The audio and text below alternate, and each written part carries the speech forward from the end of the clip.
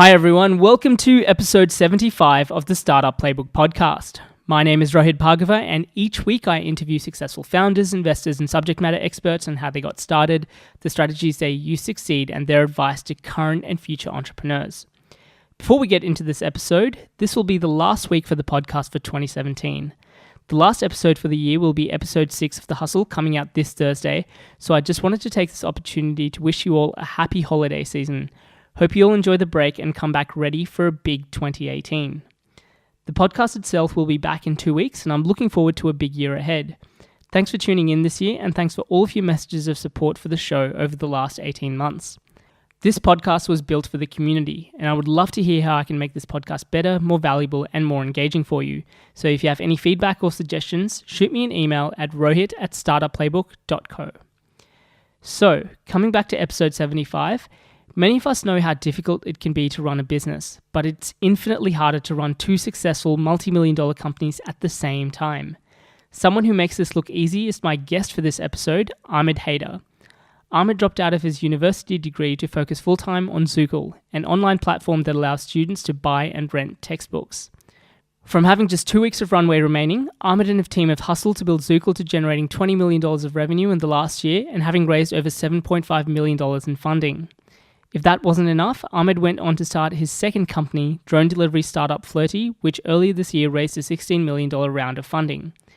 In this interview, we talk about understanding your risk tolerance, how to attract the right talent, competing with the likes of Amazon, and the opportunities in Southeast Asia. Without further ado, here is my interview with Ahmed Haider. Hi Ahmed, welcome to the Startup Playbook podcast, and thanks for taking the time to be on the show today. Happy to be here. So for those people that may not be as familiar with you or your background, do you want to share a little bit about your story and what got you here today? Sure. So my name's Ahmed Haider, and I've started 2 companies. I dropped out of university early on after meeting some very inspirational entrepreneurs and kind of seeing what they were doing, and I realized that there's another path available to people if they want to kind of go out and do their own thing. And kind of seeing how they were able to have that blueprint of building a company and building it into a large enterprise, I kind of went down that path. And the first company I started is Zookal, which is around education technology. And so we built that up over the last 6 years. And then about 2.5 years ago, we launched our second company, which is a drone delivery service called Flirtey. Fantastic. And so you mentioned that you dropped out of uni to start your company. Was that a difficult decision for you personally, and also kind of like friends and family? Like, was there any sort of repercussion or kind of like challenging aspect of making that decision? I think for me, it became a obvious decision, particularly in terms of what I was learning in the classroom versus what I was learning outside of the classroom. And it's ironic because I run a education company and I dropped out of university. In terms of family and friends, definitely not a smart idea. My parents thought I was crazy, and most of my friends highly recommended that I don't do that. But I think I kind of knew the business was where I needed to be, and it was getting to the point where formal education was actually getting in the way of my learning. And so that was a pretty obvious decision. I remember doing assignments, and they would put, go and study certain people, and I would be having meetings with those people outside of class. And so I sort of said that learning gap is widening in terms of where I need to be, and so it became an obvious decision for me. Sure. So, obviously I'm sure that there are a few people listening at home who are going through a similar struggle, if you might call it. So, whether they're in uni or whether they're in a corporate career and, they've got an ambition or an idea that they really want to pursue, but they've got other people telling them that it's not a good idea. And obviously it's, as much as it's an obvious decision, there's still moments where you kind of question yourself. How, do you have any recommendations on how people can sort of approach that or help make that transition a little bit easier if they decide to go down that path? I think it really comes down to your risk tolerance. My mindset at that time was I almost wanted to burn the bridges, in the sense that at that stage, kind of being in your 20s and I've never worked a corporate job. I didn't have any experience. My last job prior to that was Pizza Hut in the call center. And so, walking away from a degree meant that this had to work. I didn't have a plan B. I didn't have an option B. I was all in terms of getting what I needed to do done. And so my mindset was a little bit different. It wasn't about, this is the easiest path to go down. It was definitely the most difficult way to do things. Would I advise it for other people?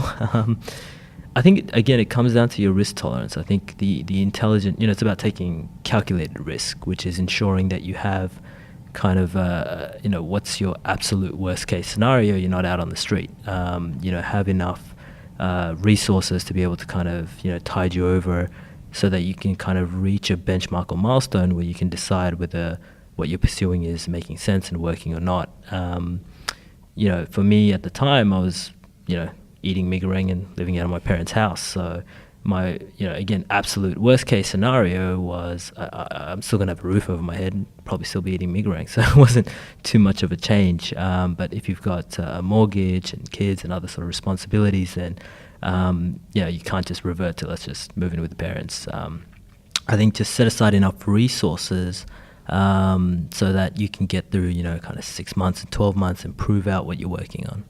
But, again, it does come down to sacrifice. I feel as though if you don't go all in, it's very hard to make it work. And so, it's very hard to build something meaningful kind of on a casual basis. And we had to do the 16-hour days, sleeping in the office, 7 days a week. And to us, it was fun because it wasn't even considered work. It was just something we loved doing. Sure. It's interesting that you mentioned risk. So like I've had quite a few discussions around this as well, both on the podcast and separately.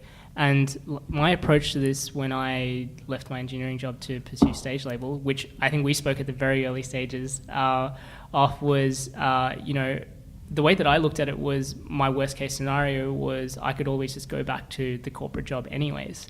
Correct. But the upside was so much higher and I was doing something that I was really passionate about and something that I really wanted to do. So I didn't even perceive that as a risk. But yeah, again, like it's a different situation if you've got a mortgage and a kids and things like that too. But I think that there's a false misconception that entrepreneurs just jump in without calculating things. I think most entrepreneurs are aware that the likelihood of things not working is really, really high. Yep. But it's a calculated decision about sort of exactly right. So I think it's about calculated risk, and you kind of have a plan A, a plan B, and a plan Z. And absolute worst case scenario, you'll probably walk into a higher paying job because of the ton of experience that you've picked up in being able to go through, creating a startup, because that is really hard stuff, and that does apply across the board. So again, it's calculated risk. Kind of set your threshold in terms of, well, I've got $10,000 on my credit card. I can afford to lose that, and it won't be the end of the world. But it's when people start, remortgaging, betting their houses on things that aren't really well thought out or planned. That's when you kind of get into the red zone. So I think if you're going to become an entrepreneur, you should be smart enough to kind of calculate the risk threshold in terms of, I'm not going to be out on the street if everything goes pear-shaped. Sure. So for you, when you decided to go all into Zookal, what did that look like from the moment that you sort of decided to quit to actually getting things off the ground? What was that process like for you? Going all in has kind of been a philosophy of ours. We chose a incredibly hard business to do. All the odds were very much stacked against us, and kind of all in meant, we didn't accept failure as an option. It was about, we will make this work at all costs. Again, which I don't necessarily recommend, because again, it was kind of born out of stubbornness, because we could have done a lot more in a lot of different places. But we were so much, aligned to the idea of just make it work at all costs, that we would do whatever it takes. So, there's been situations in the company at times where we've had to make decisions where it required us to really go all in that sense that, okay, well, the founder's going to have to go without pay for 3 months so we can reinvest in something which then can kind of have a potential 10x return or bankrupt the company. And we'd be willing to take those risks because this was it. There was no other backup plan for us. Sure. Yeah. Can you kind of extrapolate a little bit more on what some of those scenarios were like for you, and what that sort of meant, and again, like how you sort of approach that, because it can get really difficult, especially when something's working, to make that decision to go, you know, do we go par for the course, or do we go 10x with the potential to, if it doesn't work, to shut down? I think during our very early days, we had some difficult situations where we had to kind of make decisions around going all in. So I'll probably just share two examples.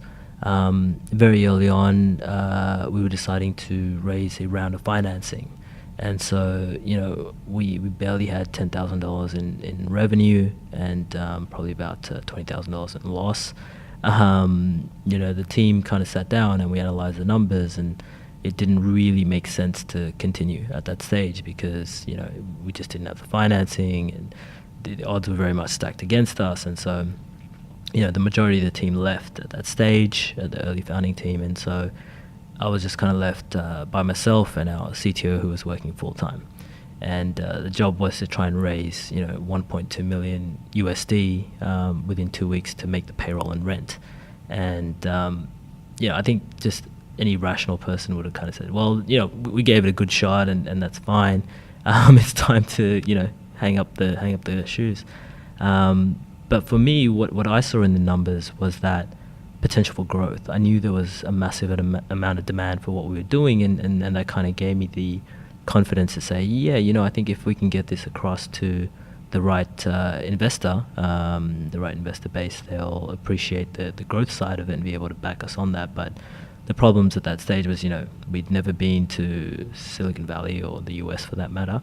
You know, we were kind of in this industry that was overall in decline. At the same time, it was being absolutely transitioned and disrupted into a digital space. You know, we were just in our early 20s and had never worked anywhere, so we had no logistics, warehousing, etc. experience. And, you know, we had only 2 weeks worth of cash for a motel and flights to the US, and we didn't know anyone there. And so, yeah, we just hit the ground running, and all in the sense that, you know, my mentality was, I'll sleep in the park in San Francisco if I have to, but I'm not going to come home until we get the round done. And within 2 weeks, we managed to raise 1.2 million USD, and then came back and built the company out. I know, so this was a conversation from probably about 5 or 6 years ago. Correct. Now. But I remember this was probably a couple of months after you'd just gotten back from San Fran. You were talking at that time about how difficult it was to raise in Australia, or your experience in trying to raise in Australia, and how difficult it was versus what it was like in San Fran. Obviously, kind of things have changed and evolved over those last 5 years, but just kind of talking through some of your experience. And you've gone on to raise further funding rounds as well.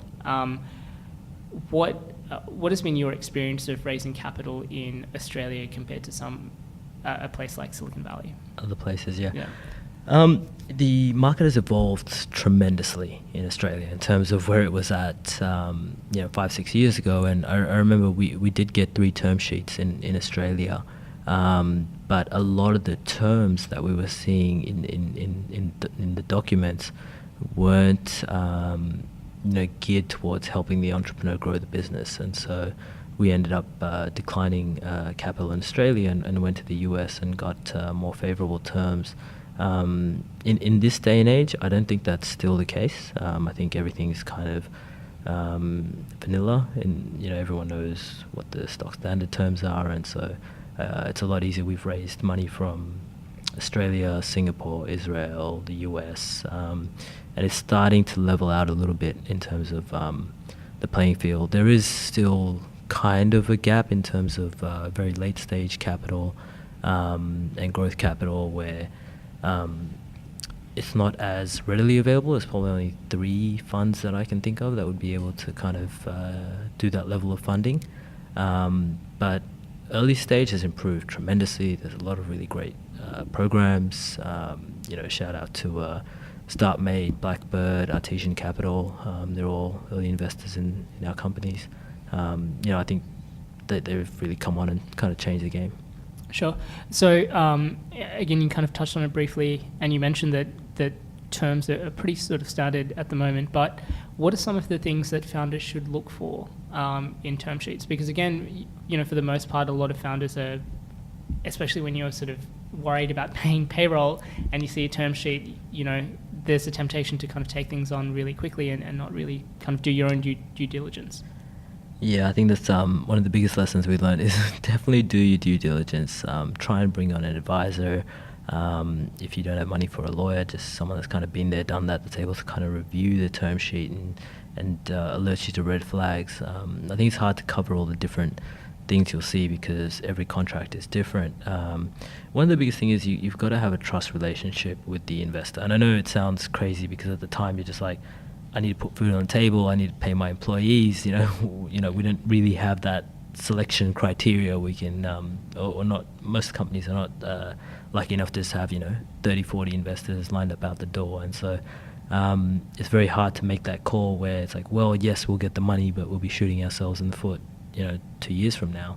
And so you have to be really disciplined around that to make sure that you only work with people that you trust and have integrity, and so you can do your due diligence in other ways as well by talking to other companies that they've invested in. And what we did is they would tell us the portfolio companies they wanted us to talk to, and we'd go find the ones that they didn't mention and go talk to them and try and get a more realistic picture around how it's been like to work with them, and kind of trying to figure out the integrity side of it. But it never hurts to slide the term sheet across to potential advisors or other people to kind of review and kind of look out for red flags.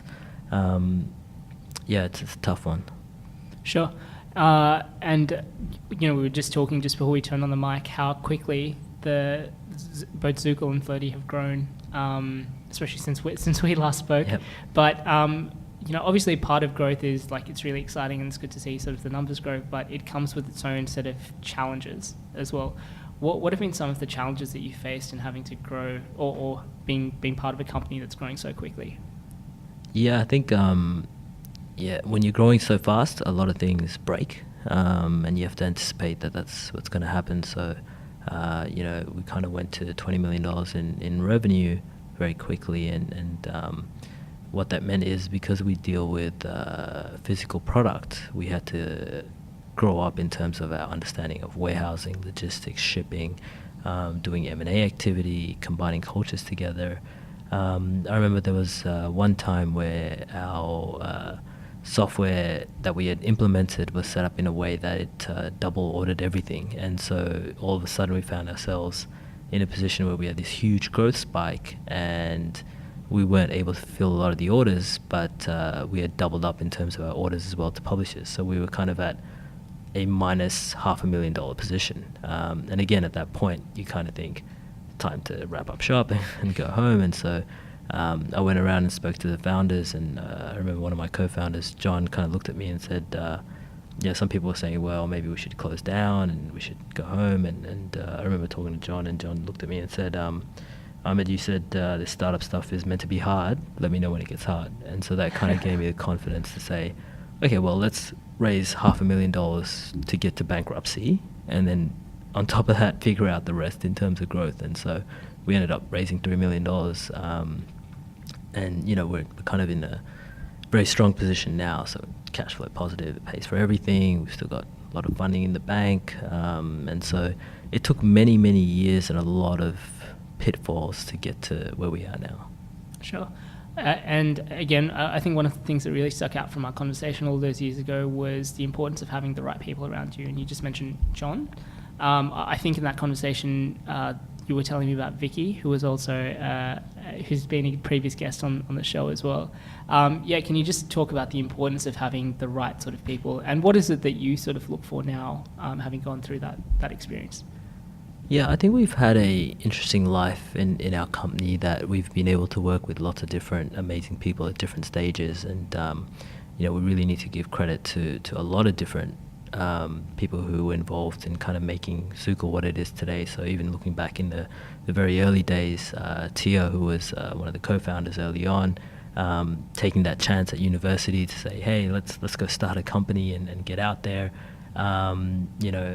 Vicky, Chris, John, Jeremy, just amazing people to work with. I think that's the real difference between a great company and a good company, because ideas can evolve, they can change, but that really comes down to the team and the mentality that they have. So if everyone's kind of aligned and shares the same vision, you're going to get a lot further, and it allows you to, and I guess this is why a lot of people suggest having a co-founder. Not that you can't do it as a sole founder, but it does help with a lot of the ups and downs. It's when you're kind of feeling really down, it's someone that can pull you up, and vice versa.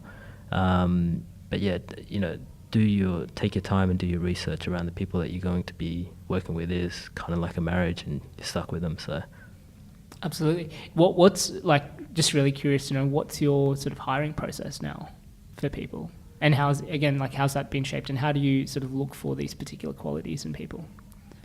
That's evolved a lot from the early days, where it was about finding people in our university group that had done a good project together. Usually we work with a lot of partners that we can kind of lean on, that have kind of in-house facilities that allow it to work with different psychiatrists and do a lot of different testing, and kind of firstly understand our culture, and then see if the candidate is a potential fit for our culture. But for me, I think I kind of still rely very much on intuition. Is this the type of person that I would want to go and hang out with after work? And then is it the person you'd be avoiding? You saw them on the street and you'd kind of say, oh, I hope they don't recognize me. So yeah, I still very much use intuition for executive hiring, and then locally the MDs being able to kind of do the system and processes that we have in place, to not too different to most organizations. Sure. And we've touched on this a few times, but you've got a second company as well called Flirtey. Do you want to tell us a little bit about that? So I'm a co-founder at Flirtey, alongside with Matt and Tom, that kind of came out of a frustration that we had around shipping and logistics, and trying to find a better way to do that. And Matt, who's CEO and co-founder at Flirtey, came up with the idea of using drones to deliver the textbooks to cut down the costs. And so when we launched, we were the first people in the world to do it, and it got a tremendous amount of attention, which we weren't ready for going viral. And I think we even had a website up at that stage. And so we had a lot of inbound inquiries and media, and about 8 months later, I think it is, or 10 months later, Amazon announced that they were entering the space. And so as a startup, that's your biggest fear is you launch something and you think it's great, it's got legs, you start building it, and then Apple or Google or Facebook, yeah, we're gonna do this. and so we had to kind of face that challenge and grow the company out. So Flirtey's been an amazing journey, where in a very short period of time we've been able to hit a lot of milestones, kind of beat the competition against the big boys, and get the right regulatory approval, set up in the US, and surround ourselves with some really great investors and partners. Again, as you kind of touched on, that's a really big fear for a lot of people as well, especially when you're building something really innovative and different. How did you sort of go about approaching that sort of competition from Amazon, and how do you stay ahead, knowing that there's such a big player looking at a similar space? I think what I've found is that generally the larger companies tend to be a lot slower to disrupt, and that is changing now, because a lot of the companies that are in control and power now were once the disruptors, and they don't want to become disrupted, but they can't seem to evolve past their core business model, because that still is the bread and butter. And so even if you throw $100 million and 1,000 engineers at a certain problem, it doesn't necessarily out-innovate or outpace what's required to get the job done. And so with a smaller team and a lot less funding, we're able to progress a lot faster. Just because, one, there isn't that decision-making chaos. We'll make a decision, we'll implement it kind of the same day.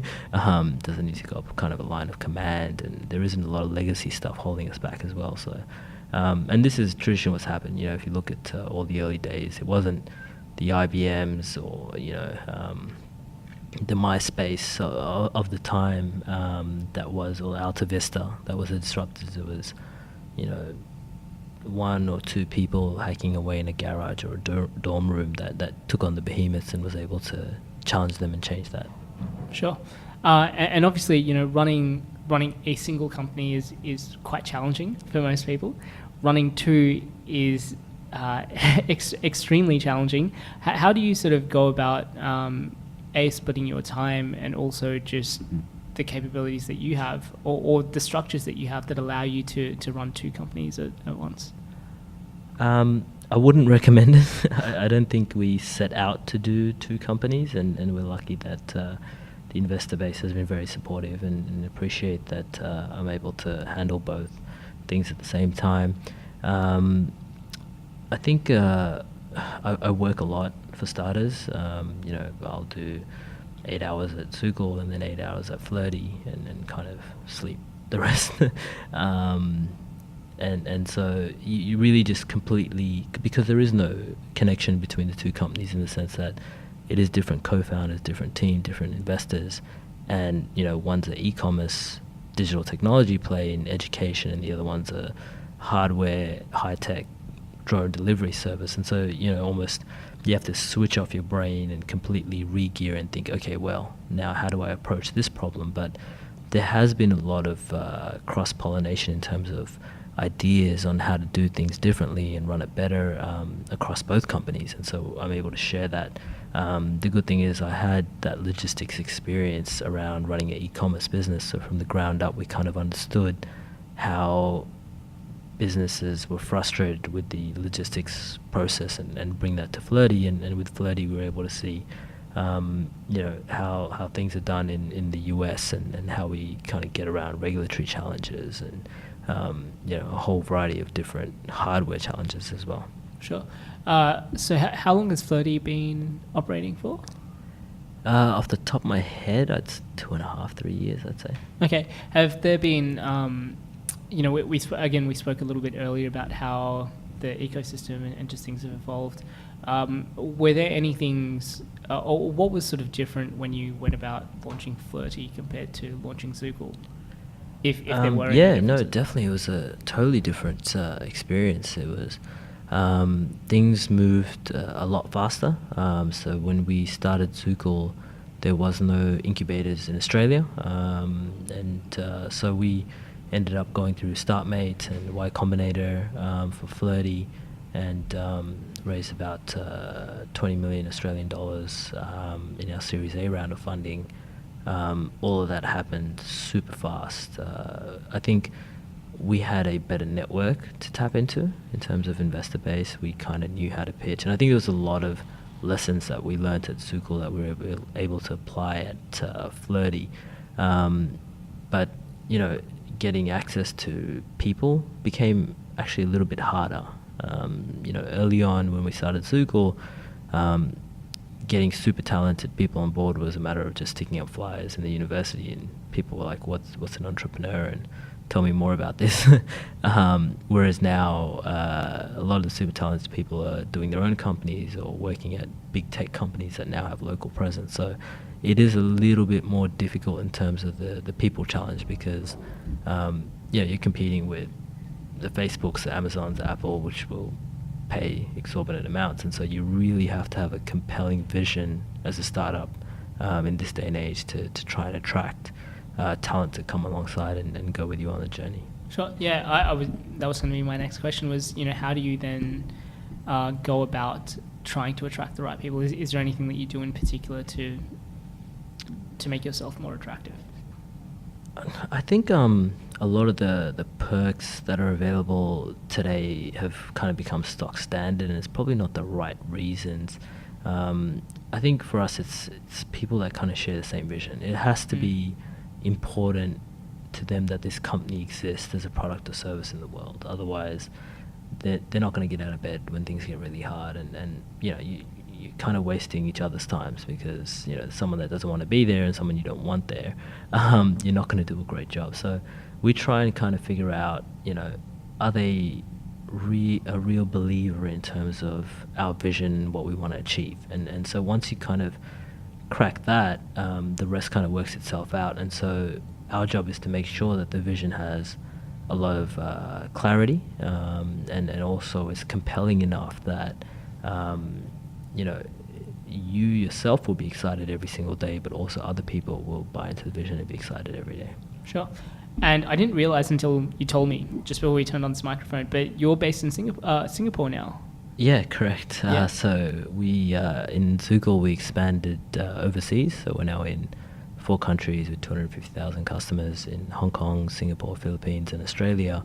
So to lead up that Southeast Asia expansion, myself and one of the co-founders, John, relocated to Singapore about 2.5 years ago.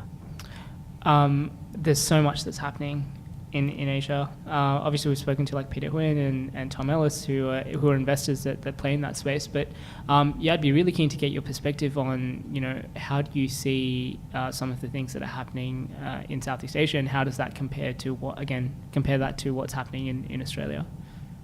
Yeah, so I think there's tremendous potential in Asia in general. We kind of saw Southeast Asia in particular as kind of low-hanging fruit. It's like Australia was, you know, 4 years ago, but with a lot more breadth, if that makes sense. It's kind of hard to explain, but there's tremendous opportunities and things are starting to get established, but they're leapfrogging the old school step-by-step approach that we had to take to kind of get to where we are. So, you know, the traditional means of online shopping, e-commerce, going straight to mobile swipe payments and Alipay, and you know, you've got these huge population bases, you know, Indonesia, Philippines, etc. What we're finding now is that it's evolving very, very quickly, and there's just absolute tremendous opportunity to create something that reaches millions of people in Southeast Asia. Some of the old problems that you faced in Asia are still there.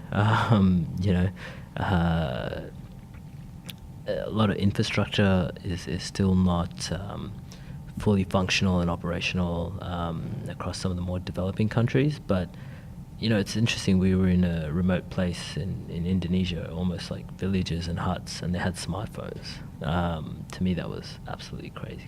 How do they even, you know, have access to smartphones, but they won't be able to buy their Excel textbook?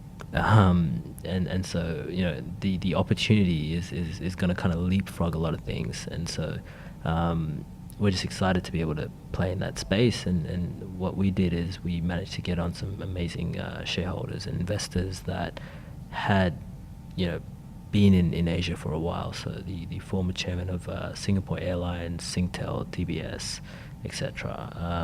And so they had that experience around building large businesses across Southeast Asia, and so we were able to tap into that. I think if we had tried to navigate it kind of on our own as a couple of Aussies that had, you know, never really spent any time there, it would have been a lot more challenging. Sure. And on that note, what's next for Zookal and Flirtey? Is there, or for you, is there a third company that's on the horizon? I hope not. I think for us it's just keep your head down and keep doing good work, and good things keep happening. And so we never really think about you know, what's the next I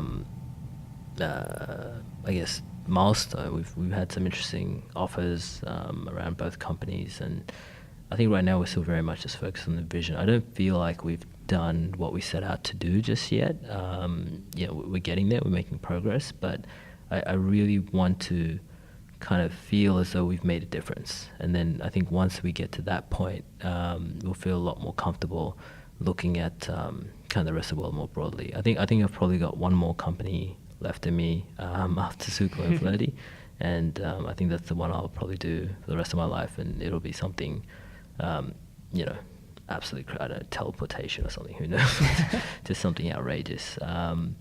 But yeah, I try and just keep myself busy, so picked up a couple of hobbies, looking to produce a movie and do some other things kind of on the side, so that it's a completely different world to what we see in technology startups, and learning a tremendous amount very, very quickly. But it just keeps you sharp, but it also keeps you sane, I think. Yeah, well, like I guess final thing to kind of touch on, you mentioned that you work exceptionally hard and you're still kind of looking to learn. How do you what do you think about, or how do you approach work-life balance, if that is a thing for you? I wish I had work-life balance. How do I look at work-life balance? I think you appreciate time with family and friends a lot more, because having to relocate overseas was kind of an eye-opener around every time I come back. I can't wait to go home and see my parents and see my family and my friends. So the quantity of meetups that you'll have is a lot less, but the quality goes up tremendously. And so every minute you're very grateful for. I think you definitely need to keep a work-life balance, and we're kind of in a really great place in terms of the companies, in that they are systematically built. So even if I was to walk away tomorrow, it would continue to grow and run. But I don't see work as work. I kind of really love what I do, and I think I'd get bored on a desert island somewhere. So I'm not really ready to kind of make that switch. I think there is certain things which I just keep, as family dinners or barbecues, that where it's a place for me to not think about work at all, except for the odd email here and there. But I have to work on that. I'm not great at work-life balance. Sure. So Ahmed, once again, thanks for coming on the show. For anyone that wants to get in touch, say hello, find out more about you, Zookal, Flirtey, or the teleportation company that you're going to launch, what's the best way for them to do that? Just shoot me an email. It's Ahmed@Haider.com. So AHMED@HAIDER.com. Be happy to help out. But in Singapore most of the time, or the US or Australia. But thank you for having me, and it's good to catch up again and be able to kind of update the story a little bit. Absolutely. Likewise. Thanks once again for coming on the show. Awesome. Thanks for listening to episode 75 of the Startup Playbook podcast. You can find the show notes of my interview with Ahmed, along with a curated list of tools and resources for startup founders at startupplaybook.co. As always, you can join the conversation through our Twitter account. The handle is @PlaybookStartup. This Thursday, I'll be launching the last podcast episode for the year with episode 6 of the Startup Playbook Hustle, which will feature Tony Wu from WePloy. In the meantime, don't forget to subscribe to stay up to date with our latest interviews. Thanks for listening, and I'll see you at the next episode.